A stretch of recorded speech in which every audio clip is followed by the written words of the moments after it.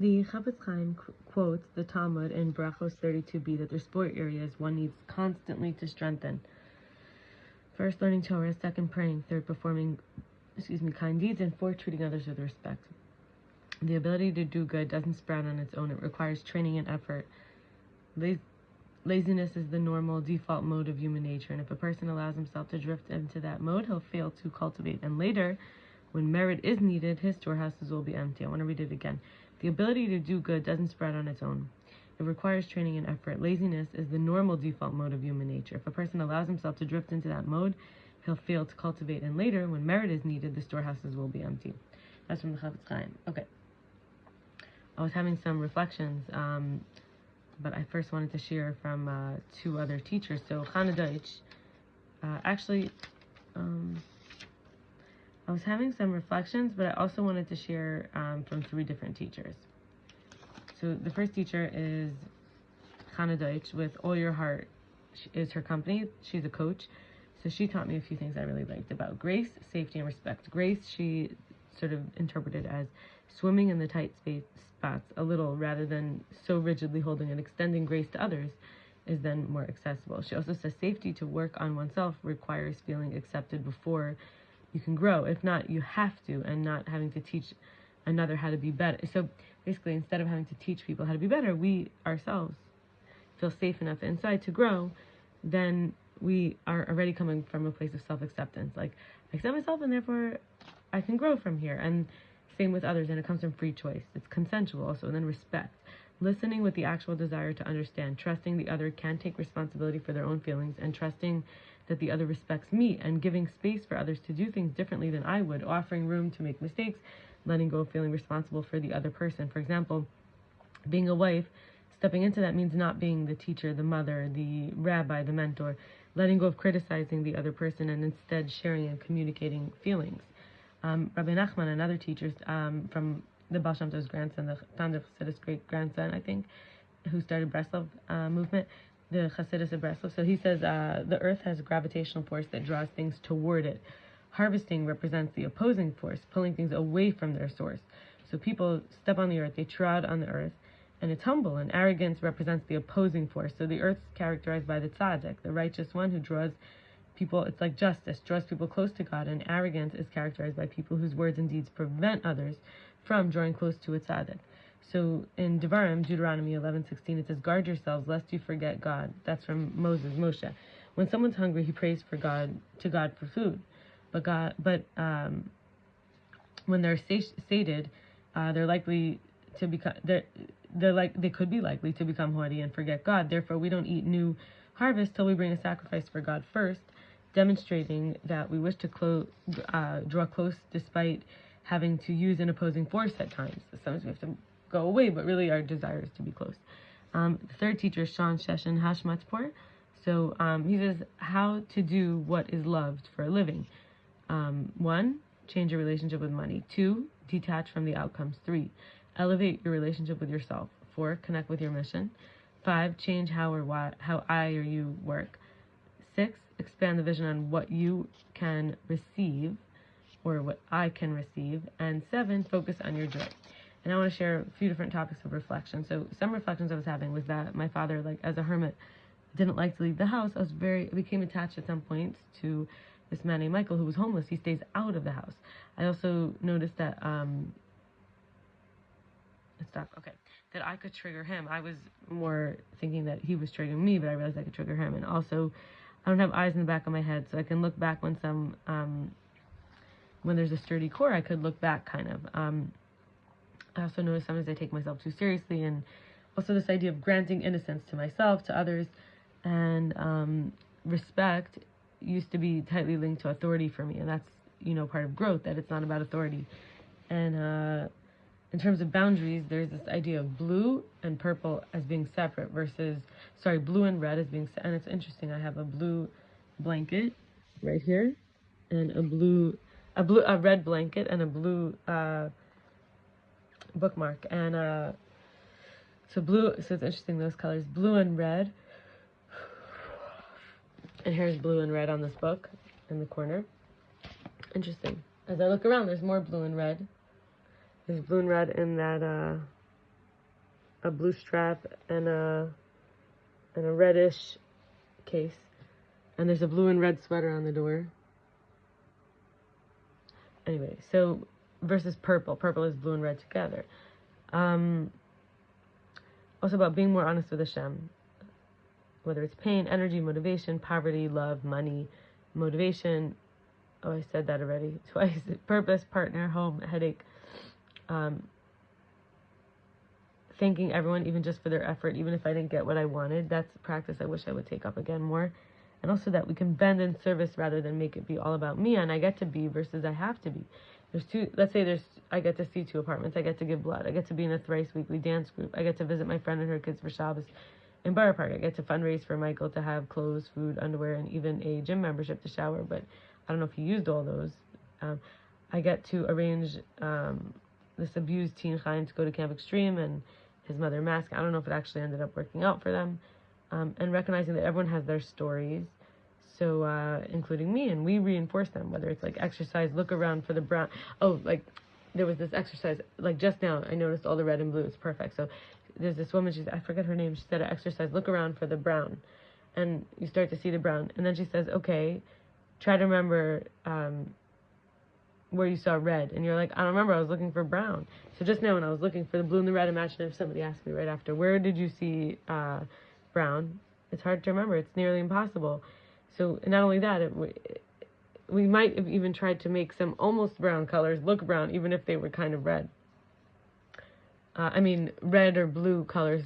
Like we were seeing colors, let's say that were almost red or almost blue. Even we're like, oh, those are red. Like that. I was like, it's red-ish. It wasn't even red, right? You saw that?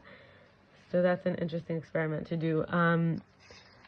Another, some reflections I wanted to have is this idea of plastic surgery, like the beingness of a person versus the photograph. One is like a fixed image. Each person has their own mark, though. And plastic surgery could be like a quick fix. A thrill wears off. The beauty is a moving target versus how it is in the balance of perfect and imperfect, what is real beauty. In the natural body, unique and changing and reflects a true confidence and self-acceptance that is like wearing the body as the clothes. Versus, the idea of self-mutilation, body violence, healing the inner scars, or you could heal your mental impatience, judgment, insecurities, the emotional or inner scars. Many people who have had fat transferred to another place have had a bad smell coming off of that area, like rancid or decay, I've heard. And when someone is secure in their own skin, it helps prevent them from becoming a bully and helps to keep society and community safe for people where differences are not just tolerated, respected, allowed, but even could be protected and celebrated and appreciated. And sharing about agenda and baggage, some reflections how rabbi, basically, the blessing practice is 1, myself, 2 is a loved one, 3 is someone neutral, and 4 is a difficult person. So we could try that, like how to let go of agenda and baggage. So just thinking of myself and blessing myself, and then blessing a loved one, and then blessing someone neutral.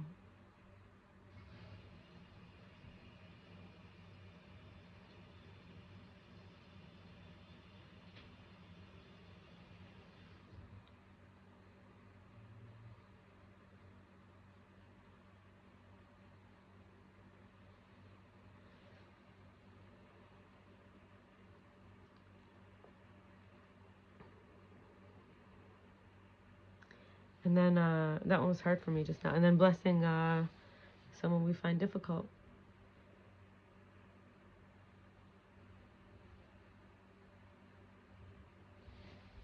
Another practice is to pause and ask ourselves to limit before ulterior motive emerges. And 2, what is my intention, my motivation? Like, what's the limit? And what's the intention? Limit is the end, intention is the beginning. Rabbi Nachman says that the biggest kindness is to help someone by letting them share what's been loading down their heart or their mind. And another reflection I had was I was letting go of what's heavy on the heart and the mind that happens as emotional worry dumping on someone only and acceptable, appropriate when we first, like basically the idea of permission, asking permission before we dump onto someone. And there's this idea of releasing people. I remember this woman, Nechama Dina, she, what's her last name? Reinitz, maybe? We were learning from the book Shar B'Tachon, which is a book on the gate of trust by Rabbi Ibn Bachya Ibn Kuda. So that at the end of the day, she says, let everyone come on the stage and give them what they need and let them go. So just imagining someone coming on the stage,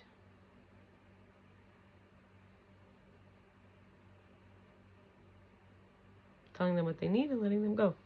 And the final reflection for today is going to be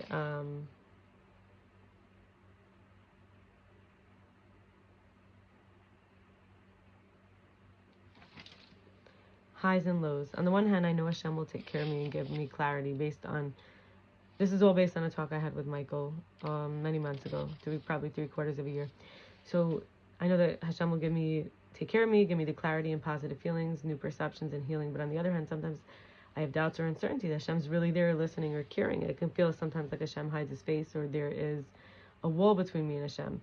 Being low, the life descending, feeling low, stuck in the low lifeness. Hashem sent us here, the souls as volunteers on unlimited, infinite spark of conscious awareness to be limited, even trapped in a body that's subject to change and age and sickness, death. Hashem wants a home in that lowest world, in this lowest world, in the lowest world, for the sake of oneness. The highest part of the self can't go where the lowest parts of the self can go, and that's what Hashem wants from each of us. Each one to bravely go down, bringing the light of Hashem to a place no one ever went to before. And we must therefore follow the path that Hashem gave us, because not only are we doing the will of Hashem to courageously go into the dark shadow unknown and illuminate, reveal over there, but we also then light the way for, but we also then light the way for others, their lower parts. We make it easier to be enduring and fearless. And that's why I stopped smoking weed at that time. It was about a year before I wrote this, but I have smoked weed since then. So I don't only enlighten the getting high, the depths is where the work is needed, preparation for deep inner work. When one goes through their portion of the lows, then that one can unite the highest heights and the lowest lows. I think I'll share one more area.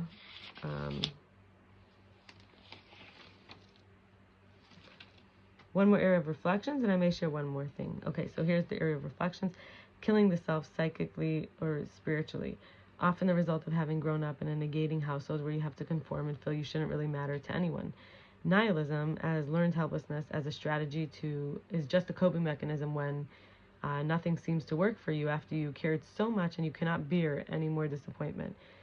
Can take choice, authenticity back, can take integrity and sincerity, exuberance and joy. It hits a spot to be yourself and have what matters most in the world to you, to have values, concerns that are yours, to have core self, enough to trust the self to adapt and tolerate frustration or temporary loss of hope, rather than needing to protect the wounds that are keeping the disjointed self in its parts where inner connection and integration are prevented. The most important thing is to stop numbing and blocking your natural experience with buffers of, whether it was mushrooms, I remember at some points, weed. Your true self will get a chance to live its true life out. The most godly thing is to assist the creator of myself. I did not create myself, but I might have been destroying myself to assist the creator of myself to become the real me, individuate, become whole. Many are on the journey of discontinuing the condom, buffer of the drugs, medicine that prevents us from developing, maturing through direct experience, in good company. It's not our fault we had to defend ourselves from overwhelm and distress beyond tolerance, but it's our responsibility to find safety and integrity and purpose and flow for ourselves now. And I want to stop here and look forward to sharing awesome stuff in the next video. And happy birthday to me. Happy birthday to me. Happy birthday to me. Happy birthday to me.